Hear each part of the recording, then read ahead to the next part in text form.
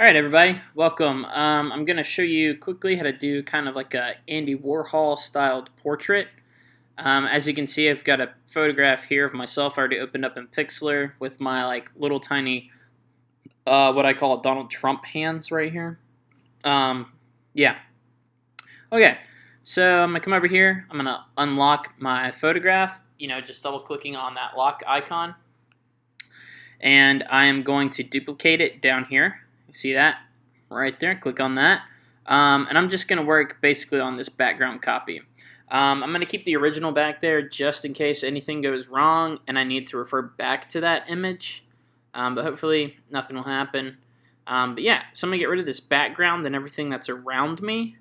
And I'm going to do that by using the lasso select tool. What's cool is you zoom in, just click, and you can start tracing around what you would like to select. So I'm going to go around my entire body myself here.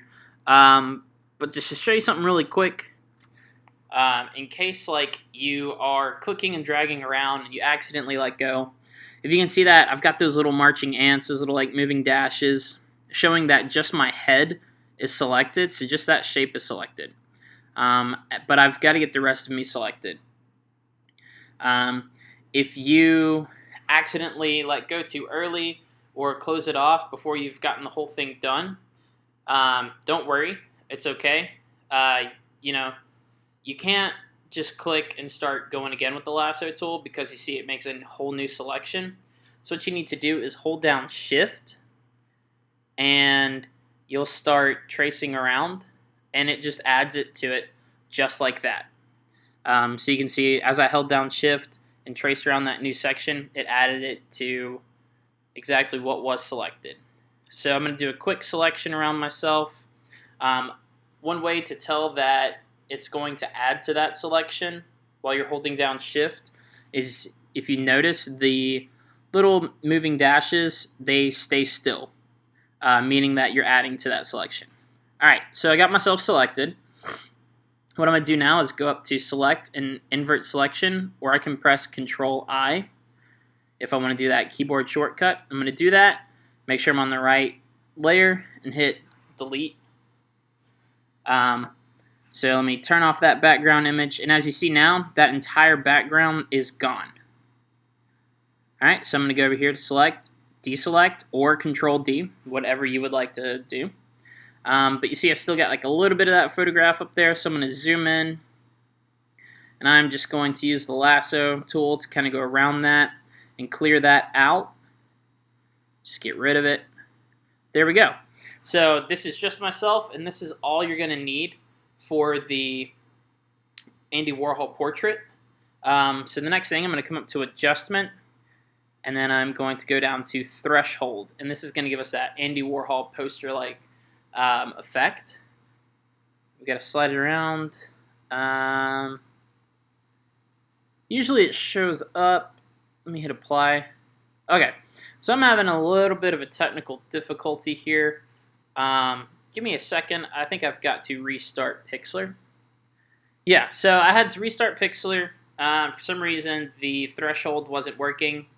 But I'm going to get that going now. Make sure I'm on the right layer. So again, Adjustment to Threshold. And this is what we're looking for.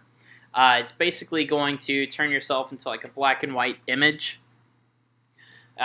Giving it kind of like a poster cutout kind of look.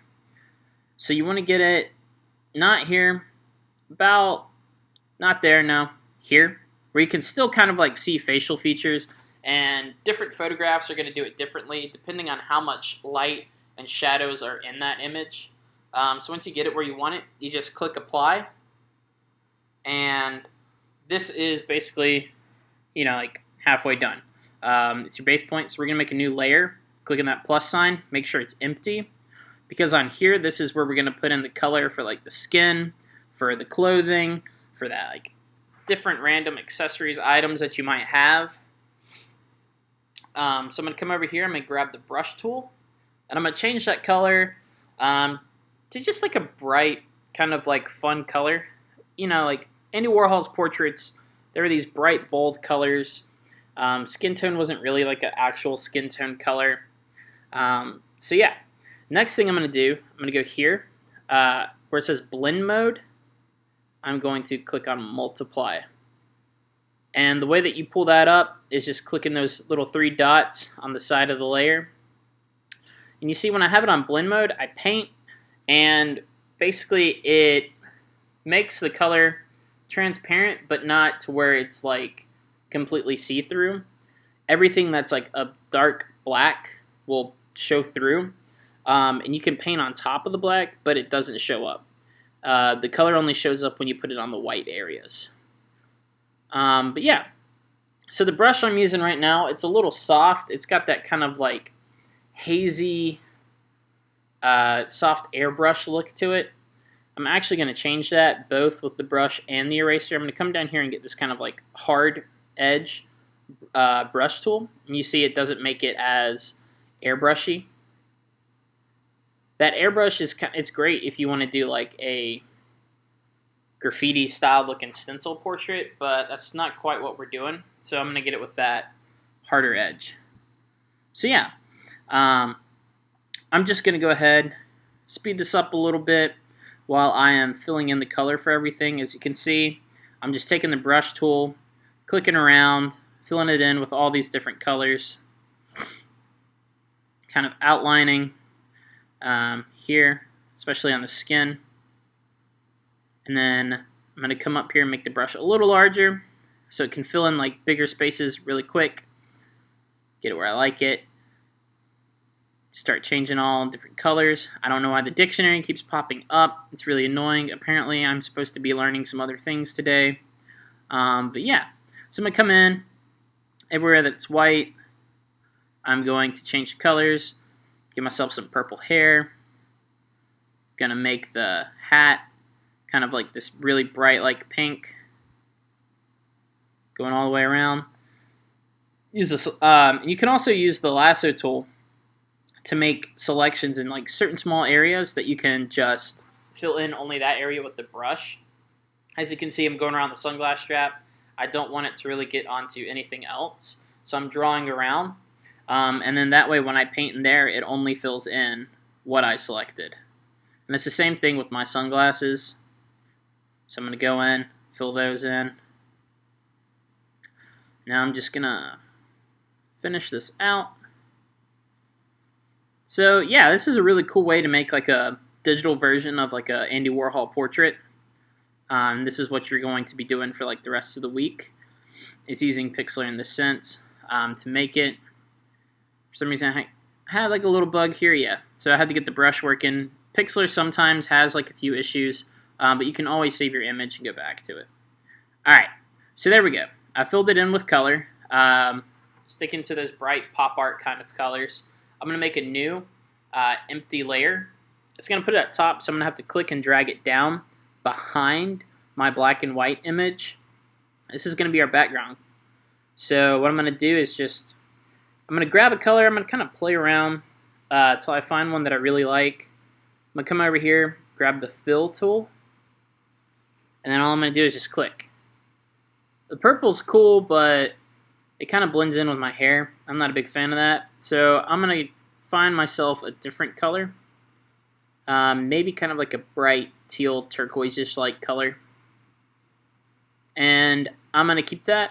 It helps with the skin, kind of like contrast, like it helps it pop, just like pop art's supposed to do.